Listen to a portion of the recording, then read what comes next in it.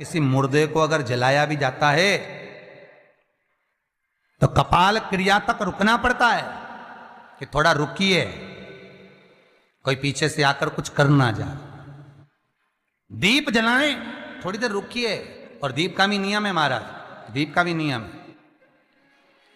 दिए में जो फूल बत्ती लगती है, गोल बत्ती लगती है, गोल वाली, ये बत्ती हमेशा कोई विष्णु भगवान की पूजन कर रहे हो, शिव जी की पूजन कर रहे हो, कोई अन्य देवता का अगर आप स्मरण कर रहे हो तो गोल बत्ती लगाई जाती है। भगवान के मंदिर में पूजन कर रहे हो तो गोल बत्ती लगाएं।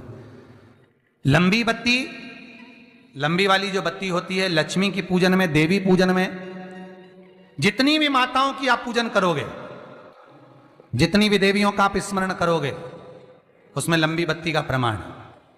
पितरों की पूजन में लंबी बत्ती का प्रमाण है। पितरों को कभी गोल बत्ती नहीं लगती। आप मटके के पास में, परिंदे के पास में, जल के पात्र के पास में कोई भी अगर दिया लगाएंगे तो वहां गोल बत्ती रखकर लगाएंगे तो घर में लक्ष्मी नहीं टिकेगी। कई लोग कहते हैं कि परिंदे के पास, मटके के पास में, पानी के स्रोत के पास में जहां जल भरते हैं, हंडा रखते हैं, टंकी रखते हैं, वहां पर मटके के पास बत्ती लगाओ, दिया लगाओ, पितर शांत रहेंगे। तो पितरों को शांत करो, मना नहीं है, पर दिया लगाने का नियम है कि पितरों को अगर आप दिया लगा रही हो मटके के पास, परिंदे के पास, या अमावस्या के दिन पितरों के लिए अगर दीप लगा रही हो तो गोल बत्ती अगर लगाओगी तो कार्य कभी सफल नहीं होगा।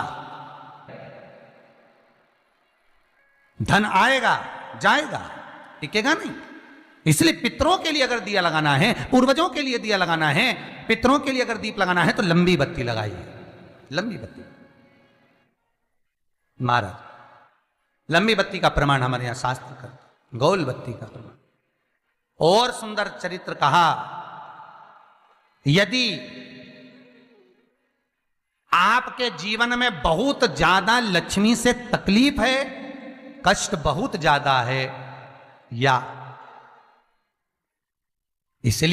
इसलिए शायद कहा जाता है कि भगवान को सर्वश्रेष्ठ कौन सा चंदन अच्छा लगता है। आपको पहले भी कथा में कहा, आगरा की कथा अगर किसने सुनी होगी तो उसमें वर्णन किया है।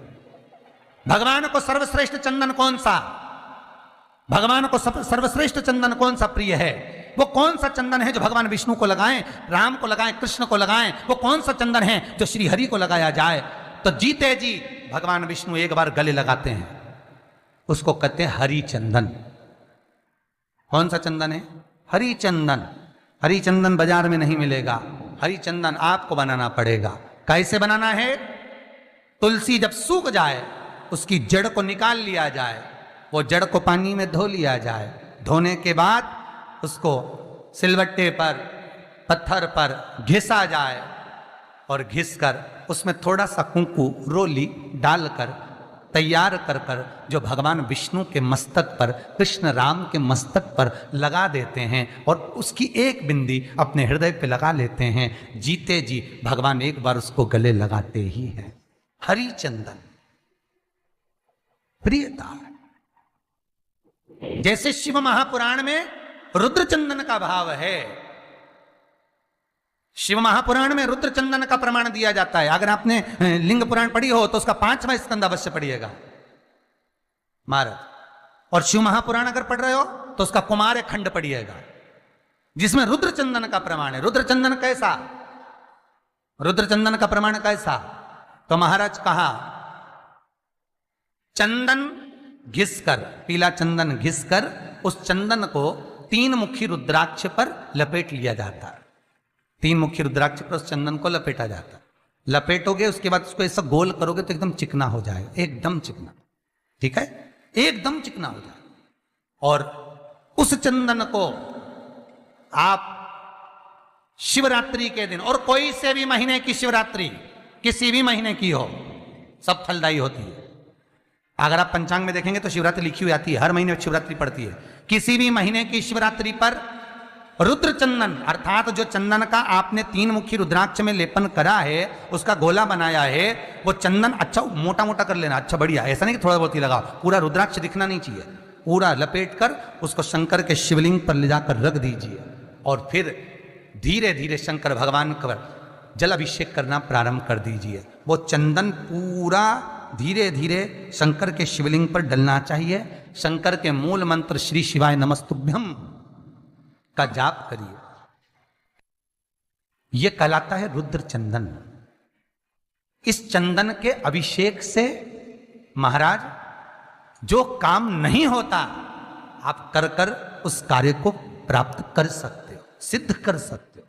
रुद्र चंदन, हरि चंदन, रुद्र चंदन, ये वो चंदन है जो जीवन का सुख प्रदान करने वाले, हरितत्व देने। मंगल है, राहु है, केतु है, दशा बेकार चल रही है, लक्ष्मी नहीं आ रही, कष्ट बहुत है, फैक्ट्रियां नहीं चल रही, कहीं मत जाओ, मेरे शिव की शरण में जाकर एक बार शिव महापुराण को पूरी सुनो। शास्त्र के हटकर कुछ नहीं बोलेंगे। जो शास्त्र सम्मत है, स्कंद पुराण में, विष्णु पुराण में, नर्मदा पुराण में, लिंग पुराण में, शिव महापुराण में, भविष्य पुराण में जितनी जितनी बातें लिखी होती है उसको छाट छाट कर लेकर आते हैं, आपको बता देते हैं कि आप ये कर लो, उससे फायदा मिल जाएगा। कोई ज्योतिषी नहीं, कोई कुछ नहीं, बस केवल भजन करो, शंकर का अनुमोदन करो और विश्वास रखो शंकर पर, तो किसी को 1 रुपया देने की जरूरत नहीं पड़ेगी। भजन करो, विश्वास शंकर पर रखना, जन्म मरण और परण वो देगा, सुख वो देगा, समृद्धि वो देगा। जिसके घर में बहु रिद्धि सिद्धि हो, जिसके घर में अमोद और प्रमोद पोते हो, जिसके घर में शुभ और लाभ दरवाजे पर बेटे बनकर विराजमान होते हो, जिसके घर में स्वयं अखंड सौभाग्य देने वाली पार्वती हो, जिसके घर में लक्ष्मी देने वाली लक्ष्मी बेलपत्र के पेड़ के नीचे झाड़ू लगाती हो, जो स्वयं सरस्वती को स्वर प्रदान करता है, वो शंकर है। जब सब कुछ उसके पास में है, कुबेर का खजाना वो चोर को दे देता है, जब सर्वस्वता उसके पास है, तो आप इधर उधर डोलते क्यों हो?